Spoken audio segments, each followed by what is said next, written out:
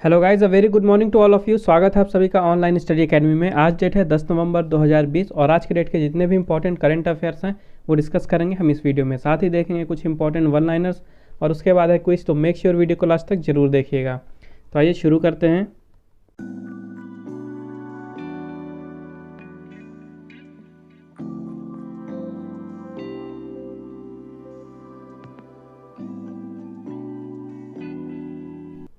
तो आज का पहला क्वेश्चन है, who has inaugurated ropax ferry service between Hazira and Ghogha in Gujarat. Gujarat में हजीरा और घोघा के बीच रोपैक्स नौका सेवा का उद्घाटन किसने किया है। तो अभी हाल ही में प्रधानमंत्री नरेंद्र मोदी जी ने वीडियो कॉन्फ्रेंसिंग के थ्रू जो गुजरात में हजीरा और घोघा है उनके बीच एक नई रोपैक्स फेरी सर्विस का इनॉग्रेशन किया है। और ये जो रोपैक्स फेरी वेसल है यानी जो नौका है उसका नाम दिया गया है वोएज सिम्फनी। वोएज सिम्फनी, तो नौका का नाम भी याद रखिएगा। तो जो रोपैक्स वेसल है जिसका नाम है वोएज सिम्फनी, ये एक 3 डेक वेसल है यानी इसमें 3 मंजिलें हैं और इसकी लोड कैपेसिटी है 30 ट्रक, 100 पैसेंजर कार्स और 500 पैसेंजर्स की। और ये जो रोपैक्स का टर्मिनल होगा यहाँ पे काफ़ी सारी फैसिलिटीज़ भी दी जाएंगी, जैसे कि इसमें ऑफिस की बिल्डिंग होगी, पार्किंग एरियाज़ भी दिया जाएगा, वाटर टावर और सबस्टेशन भी रहेगा टर्मिनल पे। ओके, और ये जो फेरी है ये एक तरह से गेटवे का काम करेगी सौराष्ट्र और साउथ गुजरात के बीच। तो जो हजीरा और घोघा है पहले इन दोनों की जो जर्नी होती थी दोनों ही जगहों के बीच की, ये 370 किलोमीटर की करनी पड़ती थी। लेकिन अब जो ये फेरी सर्विस शुरू हो गई है तो इसके कारण ये जर्नी सिर्फ अब हो गई है 90 किलोमीटर की। तो पहले जब 10 से 12 घंटे लगा करते थे जब ये फेरी सर्विस नहीं थी, और इस सर्विस के लॉन्च होने के बाद अब ये जर्नी सिर्फ 4 घंटे में ही पूरी की जा सकती है। और इससे रोज़ाना काफ़ी ज़्यादा फ्यूल बचाया जा सकता है। रोज़ाना लगभग 9000 लीटर फ्यूल बचाया जा सकता है। और इससे सौराष्ट्र रीजन को काफ़ी तरह के फ़ायदे भी होंगे, स्पेशली टूरिज़्म के सेक्टर में, क्योंकि जो सोमनाथ है, पोरबंदर है, द्वारका है और पलिटाना है, यहाँ पे काफ़ी ज़्यादा टूरिज़्म आते हैं, टूरिस्ट आते हैं। टूरिज़्म के हिसाब से बहुत अच्छे प्लेसेस हैं ये। तो इसलिए जो फेरी सर्विस है इसके शुरू हो जाने से यहाँ पे रिलीजियस टूरिज़्म को और भी ज़्यादा बढ़ावा मिलेगा। और बात करें गुजरात की तो कैपिटल है गांधीनगर, चीफ मिनिस्टर हैं विजय रूपानी और गवर्नर हैं आचार्य देवव्रत। नेक्स्ट क्वेश्चन है, on which of the following date international day of radiology was observed. निम्नलिखित में से किस दिन रेडियोलॉजी का अंतर्राष्ट्रीय दिवस मनाया गया। तो हर साल 8 नवंबर को मनाया जाता है इंटरनेशनल डे ऑफ रेडियोलॉजी यानी कि रेडियोलॉजी का अंतर्राष्ट्रीय दिवस। और ये दिन मनाया जाता है ताकि जो रेडियोलॉजी होती है तो उसके कंट्रीब्यूशन के बारे में लोगों के बीच में जागरूकता फैलाई जाए कि पेशेंट को केयर में और मेडिकल फील्ड में कितनी ज़्यादा इंपॉर्टेंस रखती है रेडियोलॉजी। उसके अलावा जो रेडियोलॉजिस्ट होते हैं और जो रेडियोग्राफर होते हैं वो क्या इंपॉर्टेंट रोल प्ले करते हैं किसी पेशेंट की हेल्थ में, इसके बारे में जागरूकता फैलाने के लिए ये दिन मनाया जाता है हर साल 8 नवंबर को। और इस साल इसके लिए एक मोटो भी रखा गया था, radiologist and radiographers supporting patients during covid. Okay, theme की जगह मोटो है इसमें, तो मोटो ज़रूर याद रखिएगा, radiologist and radiographer supporting patients during कोविड-19। इसके साथ ही 2 नवंबर से लेकर 6 नवंबर के बीच में मनाया गया इस साल इंटरनेशनल स्ट्रेस अवेयरनेस वीक यानी अंतर्राष्ट्रीय तनाव जागरूकता सप्ताह। और ये सप्ताह मनाया गया ताकि जो लोग हैं आजकल की लाइफस्टाइल में काफ़ी ज़्यादा स्ट्रेस से प्रभावित हैं लोग बाग, तो स्ट्रेस के बारे में अवेयरनेस फैलाने के लिए किस तरह से स्ट्रेस से दूर रहें, हेल्दी जीवन जीने के लिए स्ट्रेस से दूर रहना कितना ज़रूरी है, इन्हीं सब चीज़ों के बारे में जागरूकता फैलाने के लिए ये मनाया जा रहा है 2 नवंबर से 6 नवंबर तक इंटरनेशनल स्ट्रेस अवेयरनेस वीक। और उसके साथ ही भारत में 9 नवंबर को मनाया जाता है राष्ट्रीय कानूनी सेवा दिवस यानी कि नेशनल लीग सर्विस डे। और ये दिन मनाया जाता है 9 नवंबर को, लीगल सर्विस अथॉरिटीज़ एक्ट आया था जो 1987 में, उसको सेलिब्रेट करने के लिए। तो एक्चुअली में 11 अक्टूबर 1987 को जो लीगल सर्विसेज अथॉरिटी एक्ट 1987 है इसको लाया गया था, लेकिन ये जो एक्ट है ये इफ़ेक्ट में आया था 9 नवंबर 1995 से। ओके, तो इसीलिए 9 नवंबर को ये जो एक्ट है लीगल सर्विसेज अथॉरिटीज़ एक्ट 1987 इसको सेलिब्रेट करने के लिए हर साल भारत में 9 नवंबर को नेशनल लीगल सर्विसेज डे मनाया जाता है। और ये जो लॉ है इसे शुरू किया गया था सुप्रीम कोर्ट ऑफ इंडिया के द्वारा, ताकि जो वीकर सेक्शन हैं सोसाइटी के पुअर लोग और वीकर सेक्शन हैं उनको सपोर्ट करने के लिए और उनको हेल्प प्रोवाइड करने के लिए ये लॉ लाया गया था 1995 में। और बात करें अभी तक के इम्पॉर्टेंट डेज़ की नवंबर की, तो 1 नवंबर को मनाया गया वर्ल्ड वीगन डे। 2 नवंबर से 6 नवंबर तक चला इंटरनेशनल स्ट्रेस अवेयरनेस वीक। 5 नवंबर को मनाया गया वर्ल्ड सुनामी अवेयरनेस डे। 7 नवंबर को मनाया गया नेशनल कैंसर अवेयरनेस डे। 8 नवंबर को मनाया गया इंटरनेशनल डे ऑफ रेडियोलॉजी। और 9 नवंबर को मनाया गया नेशनल लीगल सर्विसेज डे। तो आई होप आपको वीडियो यूज़फुल लग रही होगी। अगर आपको वीडियो पसंद आ रही है तो प्लीज़ वीडियो को लाइक ज़रूर करें, ज़्यादा से ज़्यादा शेयर करें अपने दोस्तों के साथ। उसके अलावा चैनल को सब्सक्राइब ज़रूर करें और बेल आइकन भी ज़रूर दबाइएगा ताकि इंपॉर्टेंट नोटिफिकेशन आपको मिलती रहे टाइम से। और अगर आपको रिवीजन के लिए आज की वीडियो की PDF या MP3 फाइल चाहिए तो उसकी भी लिंक मैंने नीचे डिस्क्रिप्शन बॉक्स में दे दी है, आप वहाँ पर विजिट करके फ़ाइल डाउनलोड कर सकते हैं। तो ये मूव करते हैं आगे के क्वेश्चंस की ओर। नेक्स्ट क्वेश्चन है विच स्टेट्स तेजपुर लीची has been granted the geographical indication tag. किस राज्य की तेजपुर लीची को भौगोलिक संकेत यानी कि GI टैग दिया गया है। तो अभी हाल ही में असम के तेजपुर में जो लीची होती है, असम के तेजपुर लीची को जोग्राफिकल इंडिकेशन यानी शॉर्ट में हम जिसे GI टैग कहते हैं, यही GI टैग दिया गया है। कहाँ की? असम के तेजपुर लीची को। तो जो GI टैग होता है ये एक तरह का सर्टिफिकेशन होता है जो कि किसी खास प्रोडक्ट को दिया जाता है। कोई भी अगर प्रोडक्ट है जिसमें अलग सी क्वालिटी है जो कि सिर्फ उसी एरिया में जहाँ उसकी ओरिजिन है वहाँ पे ही पाया जाता है वो क्वालिटी वाला प्रोडक्ट, तो उसे वहाँ का GI टैग दे दिया जाता है। यानी कि जिस तरह ये तेजपुर की जो लीची है इसे GI टैग दिया गया है इसके अलग साइज़ के लिए, कलर के लिए, फ्लेवर, टेस्ट और जूसी पल्प के लिए। तो ये सारी कैटेगरीज़ वाली जो लीची है ये सिर्फ असम के तेजपुर में ही पाई जाती है, इसीलिए इसे वहाँ के एक तरह से इंडिकेशन टैग दिया गया है, इसे GI टैग कहा जाता है। यानी कि इस क्वालिटी वाली लीची सिर्फ असम के तेजपुर में ही पाई जाती है। और बात करें वहीं असम की तरफ से सबसे पहले GI टैग किसे दिया गया था, तो असम की ओर से सबसे पहले GI टैग दिया गया था मूंगा सिल्क को। ये पॉइंट भी ज़रूर याद रखिएगा। और वहीं बात करें अभी हाल ही में कुछ और GI टैग्स दिए गए थे, आइए एक बार उनका रिवीजन कर लेते हैं। तो कश्मीर की सैफरन यानी केसर को दिया गया है GI टैग। तेलंगाना के तेलिया रुमाल को दिया गया है। झारखंड के सोहरई खोबर को दिया गया है। मणिपुर के ब्लैक राइस को दिया गया है। गोरखपुर के तेराकोटा को दिया गया है। क्विल पत्ती के कदालाई मिठाई को दिया गया है। सिक्किम के डले खुरसानी मिर्च को दिया गया है। और असम के अब तेजपुर लीची को दिया गया है। और बात करें असम की तो यहाँ के चीफ मिनिस्टर हैं सर्बानंद सोनोवाल, गवर्नर हैं जगदीश मुखी और कैपिटल है दिसपुर। नेक्स्ट क्वेश्चन है who has inaugurated India's first solar based integrated multi village water supply project in Arunachal Pradesh. Arunachal Pradesh में भारत की पहली सौर आधारित एकीकृत बहुग्राम जल आपूर्ति परियोजना का उद्घाटन किसने किया है। तो अभी हाल ही में भारत की पहली और एक अलग किस्म की solar based integrated multi village water supply project establish की गई है अरुणाचल प्रदेश में, और इसका इनॉग्रेशन किया है जो यूनियन जल शक्ति मिनिस्टर हैं गजेंद्र सिंह शेखावत जी ने। ओके, तो option number 1 Gajendra Singh Shekhawat is the right answer. और इस प्रोजेक्ट की जो लागत है ये है 28.5 करोड़ रुपए। ये पॉइंट भी ध्यान रखिएगा, 28.5 करोड़ रुपए की लागत से बना ये प्रोजेक्ट। तो ये एक तरह का वाटर सप्लाई प्रोजेक्ट है जो कि पूरी तरह से सोलर बेस्ड है। इसका नाम दिया गया है integrated multi village water supply project. इसकी स्थापना की गई है अरुणाचल प्रदेश में अभी, लेकिन आने वाले दिनों में ये पूरे भारत देश में अलग अलग स्टेट्स में भी शुरू किया जाएगा। और इसकी लागत है 28.5 करोड़ रुपए। और इसमें 3 फील्ड में फ़ायदा होगा स्पेशली।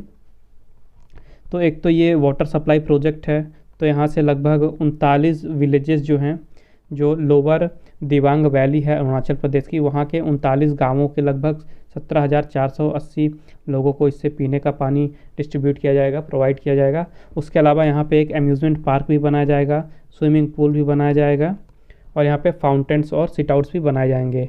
और क्योंकि ये सोलर से चलेगा तो इससे ड्रिंकिंग वाटर की भी प्रॉब्लम सॉल्व होगी। सोलर से चलेगा तो जो ग्रीन एनर्जी है उसको भी बढ़ावा मिलेगा। और ये amusement park, swimming pool, sit out, fountain, ये सारी चीज़ें बनाई जाएंगी, तो इससे टूरिज़्म को भी अपनी ओर आकर्षित किया जाएगा और अरुणाचल प्रदेश में टूरिज़्म के सेक्टर में भी ग्रोथ होगी। तो इस एक प्रोजेक्ट से 3 फील्ड्स में फ़ायदा होने वाला है। बात करें अरुणाचल प्रदेश की तो यहाँ के चीफ मिनिस्टर हैं पेमा खांडू, गवर्नर हैं BD मिश्रा और कैपिटल है ईटानगर। नेक्स्ट क्वेश्चन है, हु हैज़ को chair the fourth meeting of India Philippines joint commission on bilateral cooperation.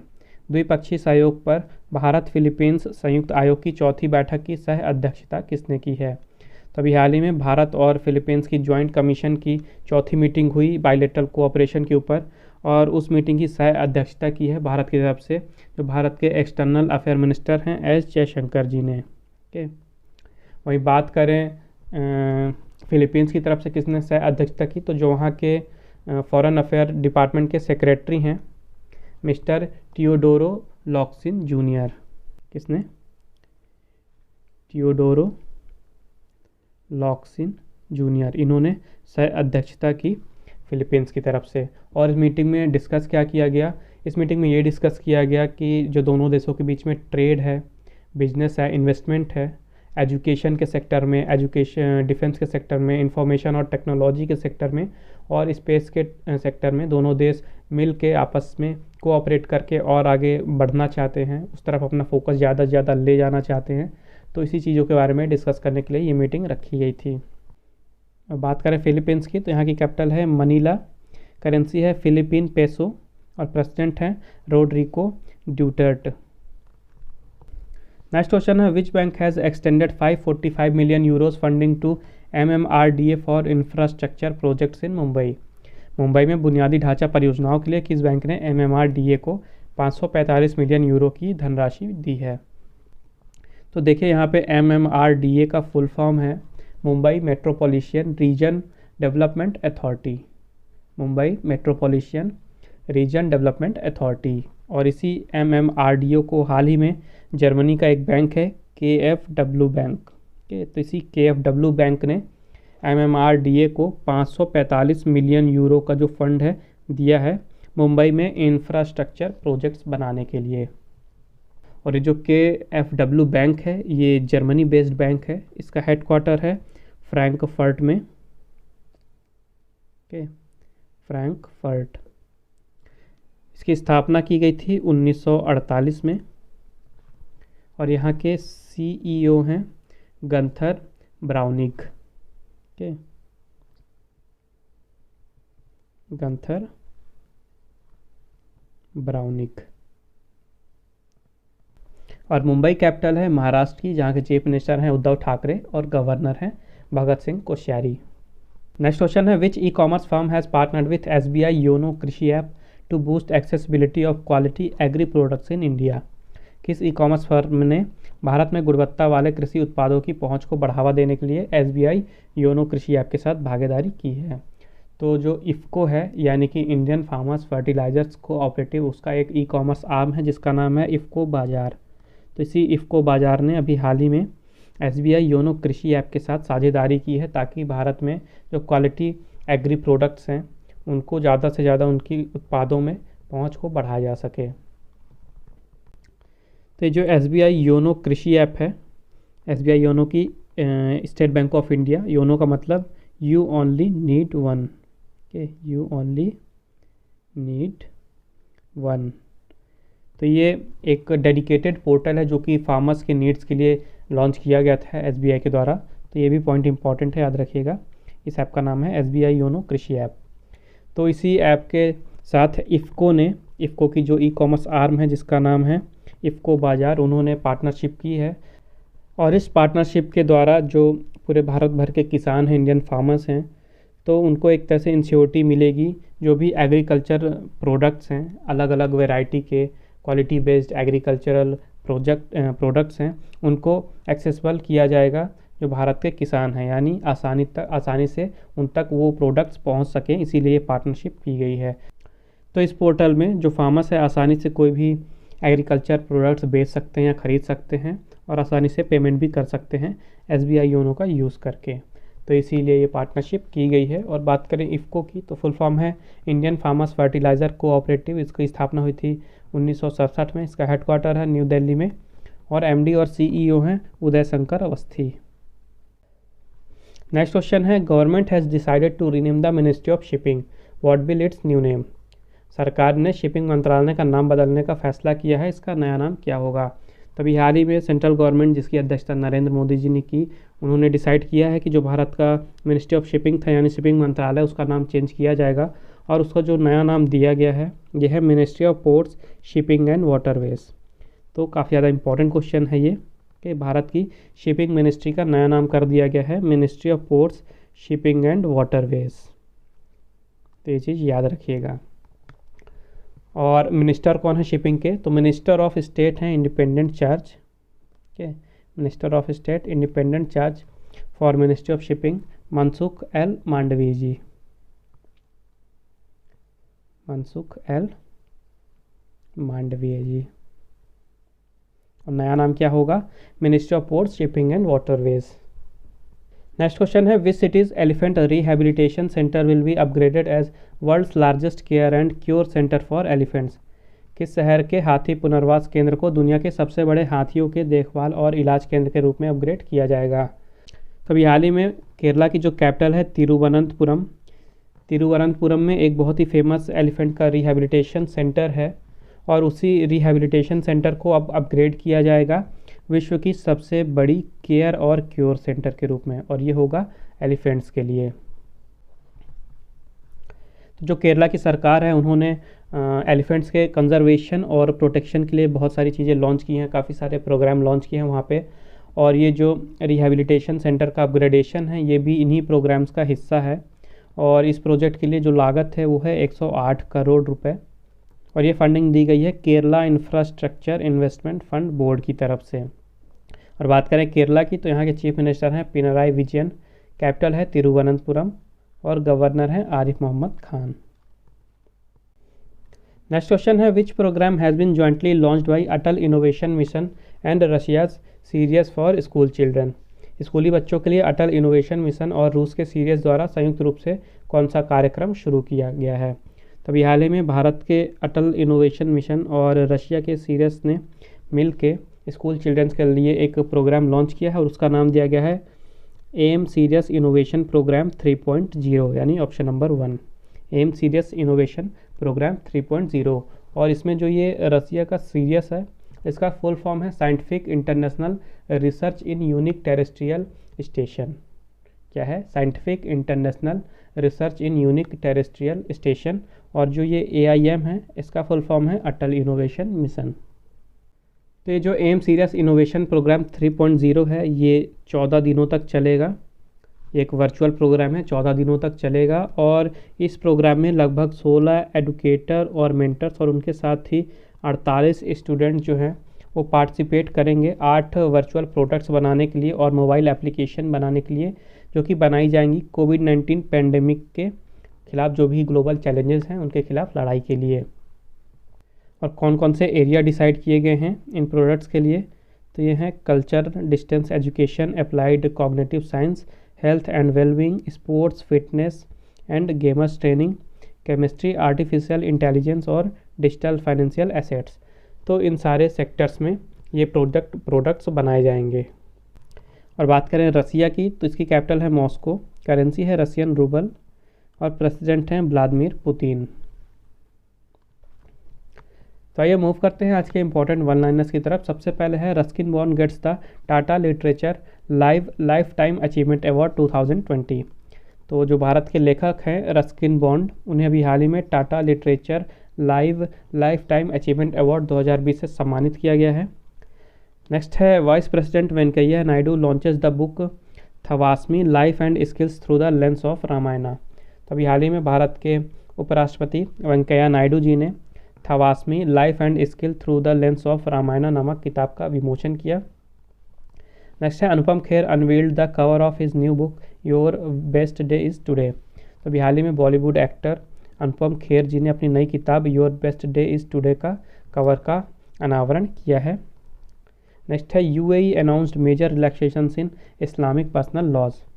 UAE ने इस्लामिक पर्सनल लॉ में बड़ी छूट की घोषणा की है।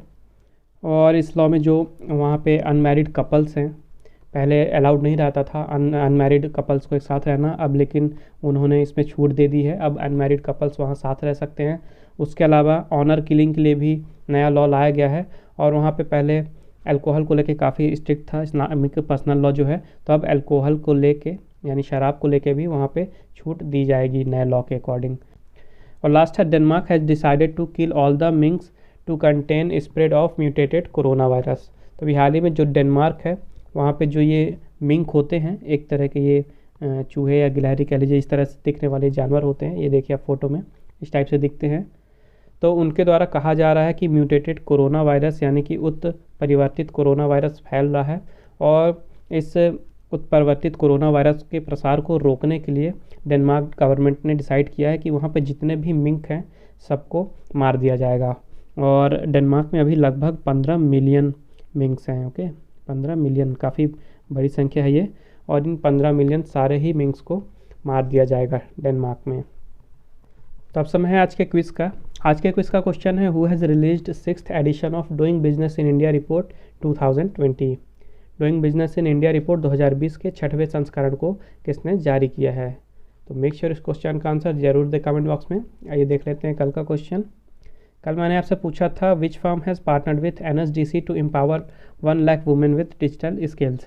किस फर्म ने 1 लाख महिलाओं को डिजिटल कौशल के साथ सशक्त बनाने के लिए NSDC के साथ भागीदारी की है? तो इसका राइट आंसर था माइक्रोसॉफ्ट। अभी हाल ही में माइक्रोसॉफ्ट ने NSDC के साथ पार्टनरशिप की है, जिसके तहत लगभग भारत में 1 लाख वुमेन्स को एम्पावरमेंट दी जाएगी डिजिटल स्किल्स उन्हें प्रोवाइड करके।